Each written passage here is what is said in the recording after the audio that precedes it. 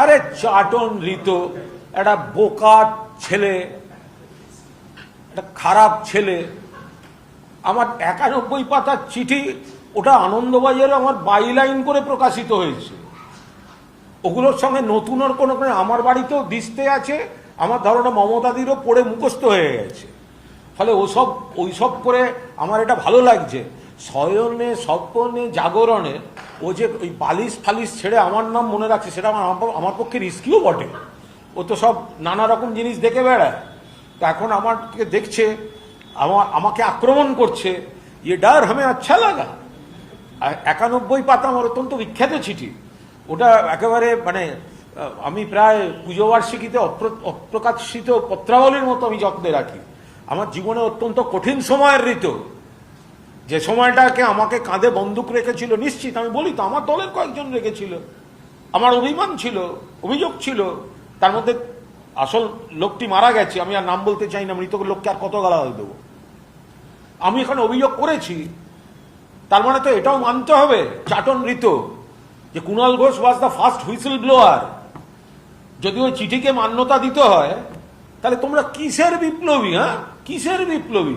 কুণাল ঘোষ একা জেলের মধ্যে থেকে বিপ্লব করে গেছিল। কোথায় ছিলে ভাই তোমরা তখন?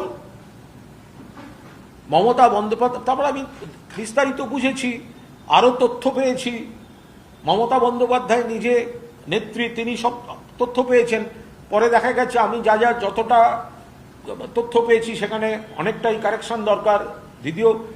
সুতরাং এখন ওই কত সালের, তার আগে ঋতুর ওই ছবিগুলো কেমন লাগবে? অমিত মিত্র ধুতি টানা, মমতা ব্যানার্জিকে হ্যাকেল করা, সিপিএম এর হয়ে গিয়ে সিপিএম থেকে লাথ মেরে বের করে দিয়েছিল, তৃণমূলের পায়ে পড়েছিল, তৃণমূল তাকে আবার রাজ্যসভায় পাঠিয়েছে, বিভিন্ন পদ দিয়েছে। আর আজকে যে অ্যাকাউন্ট থেকে টাকা তুলে এমএলএ হয়েছে, সেই অ্যাকাউন্টের বিরুদ্ধে চিঠি দিচ্ছে। রাজনৈতিক বেজন্মা ছাড়াই কই কাজটা করতে পারে? আমার কিসের 91 পাতা? যা গিয়ে দিয়ে মমতা ব্যানার্জির হাতে। আমার নেত্রী বুঝে নেবে, আমি বুঝে নেব। আমাকে এই ঘুরে ঘুরে দল করতে হয় না।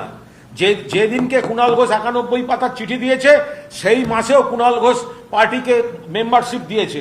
কারণ কুণাল ঘোষ নিজেকে তৃণমূল কংগ্রেসের একজন সৈনিক মনে করে।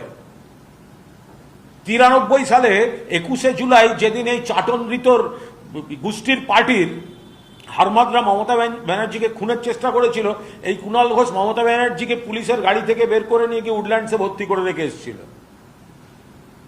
তো সুতরাং ওসব আমাকে দেখিয়ে কোনো লাভ নেই। চাটন ঋতু, চাটন ঋতু।